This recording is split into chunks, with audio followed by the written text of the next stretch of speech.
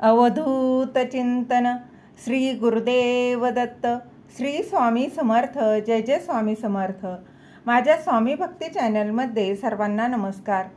स्वामी महाराजांच्या कृपेने तुमच्या सर्व चांगल्या इच्छा पूर्ण होत ही स्वामी महाराजांच्या चरणी प्रार्थना करते आणि आजच्या या नवीन व्हिडिओला सुरुवात करते.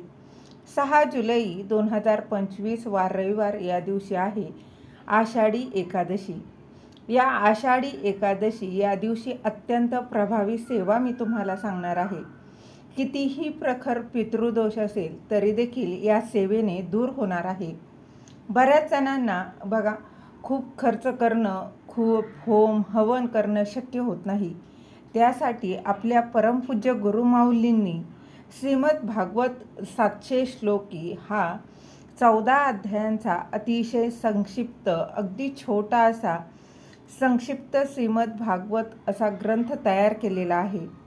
अगदी बघा बिना खर्चाशिवाय पितृदोष, अतिशय कितीही प्रखर पितृदोष असू द्या, त्यापासून मुक्तीसाठी आपल्या घरात पितृदोष असेल किंवा नसेल तरी देखील तुम्ही या ग्रंथाचं पारायण करू शकता.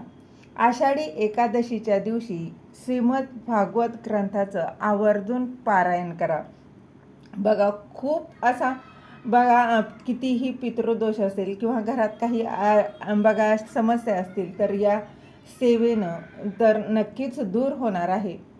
ज्या घरात कोणतंही मंगल कार्य होत नाही, हातातोंडाशी आलेला घास निसटून जातो, संतती होण्यासाठी काही समस्या तयार होत असतील, अगदी डॉक्टरचे रिपोर्ट नॉर्मल असले तरी देखील संतती होत नाही, त्याचबरोबर शिक्षण घेतले तरी जॉब मिळत नाही, आपल्या मुलांची आपल्या मुलींची लग्न जमत नाही आणि जर जमलेच तर ते काही ना काही कारणाने मोडतात.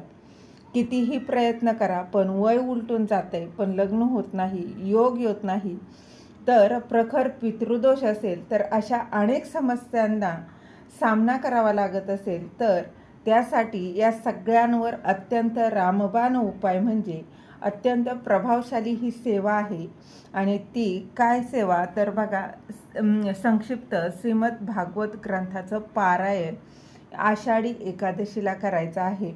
तर त्याच कसं करायचं आहे, त्याचे नियम काय आहे याची संपूर्ण माहिती या व्हिडिओत मी तुमच्यासोबत शेअर करणार आहे. ती जाणून घेण्याआधी तुम्ही माझ्या स्वामी भक्ती चॅनलला सबस्क्राईब नक्की करा. प्रत्येक मनुष्य, अगदी तुम्ही मी जन्माला येताना काही ना काही ऋण घेऊन जन्माला आलेला असतो. ते ऋण आपल्याला फेडायचे असतात. कोणाचे तरी उपकार आहेत आपल्याकडे, आपल्याकडे, तुमच्याकडे आहे, माझ्याकडे आहे. हेच ऋण फेडण्यासाठी आपला मनुष्य जन्माला आपण आलेलो असतो. तर ते 5 प्रकारचे ऋण असतात. आपले जे आहे परमपूज्य गुरुमाऊली नेहमी सांगत असतात, देव ऋण, मनुष्य ऋण, ऋषी ऋण, पितृ ऋण आणि भूत ऋण. या 5 ऋण जे आहेत त्यांच्या गुणदोषांसह आपण जन्माला आलेलो असतो. आपण प्रत्येक जणानं गेल्या जन्मात काय कर्म केलं आहे, कसं केलं आहे ते आपल्या कोणालाच माहीत नाही. या जन्मात आपण कोणते कर्म करतो हे आपल्या प्रत्येकाला माहीत आहे. तर ऋण कसे फेडायचे तर अगदी सोपं आहे. सर्वात आधी कोणाच्याही ऋणात राहू नका. अगदी आईच्या, वडिलांच्या, भावाच्या, बहिणीच्या, अगदी मित्रमैत्रीण, नातेवाईक कोणाच्याच त्यांनी आपल्यासाठी जर 10 रुपये खर्च केले ना तर आपण त्यातून 5 रुपये खर्च करण्याचा नक्कीच प्रयत्न करा. त्या भूतऋण काय आहे तर काही लोकांना बाहेरची बाधा होते. आपण जेव्हा गाणगापूरला जातो किंवा मढीला जाता, तुम्ही केंद्रात जाता तेव्हा जे बाधित व्यक्ती आहेत ना ते तिथे थांबूही शकत नाही, ते पायरी देखील चढू शकत नाही. तर अशा पद्धतीने जे काही ऋण आहेत. तसेच पितृदोष कितीही प्रखर दोष असू द्या तर तो या पारायणानं दूर होणार आहे. या पारायणाचे नियम काय आहेत तर आपल्या सगळ्यांचा या दिवशी आषाढी एकादशी म्हणजेच देवशयनी एकादशी या दिवशी उपवास असणार आहे.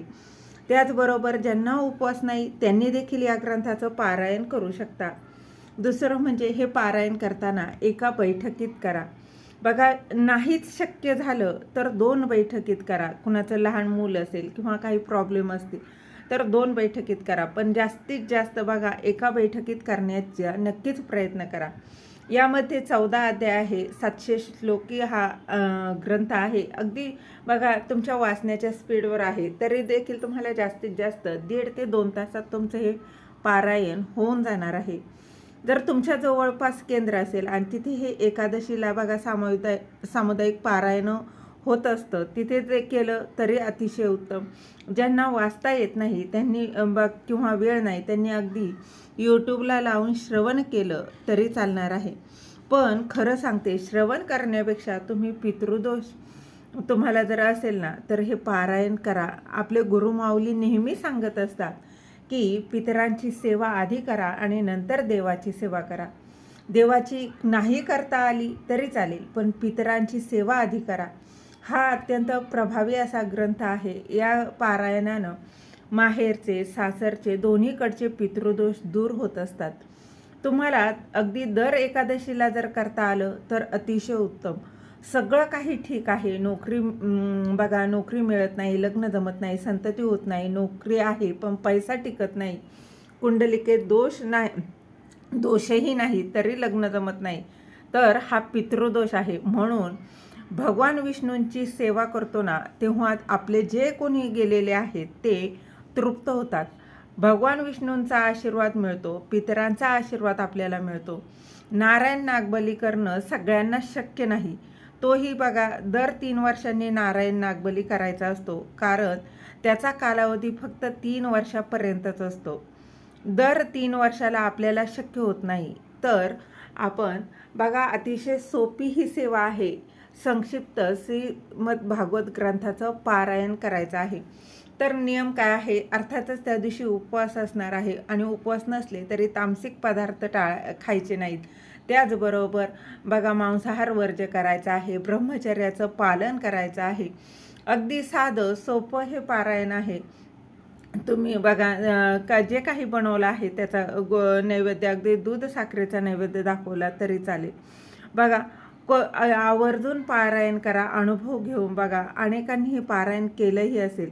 बघा कोणाच्याही मुळात म्हणजे ऋणात राहू नका. काही ना काही बघा त्यांनी आपल्यासाठी खर्च केला तर आपण देखील थोडा का होईना खर्च करायचा आहे. म्हणजेच काय, ऋण फेडायचं आहे. प्रत्येक एकादशीला नाही शक्य झालं तरी देखील बघा आषाढी एकादशी ही सर्वात मोठी एकादशी मानली जातं. तर या दिवशी या ग्रंथाचं पारायण आवर्जून तुम्ही करा आणि अनुभव घेऊन बघा. झालेली सेवा महाराजांच्या चरणी रुजू करते. दिलेली माहिती तुम्हाला आवडली असेल तर लाईक करा, शेअर करा, सबस्क्राईब करायला विसरू नका. श्री गुरुदेव दत्त.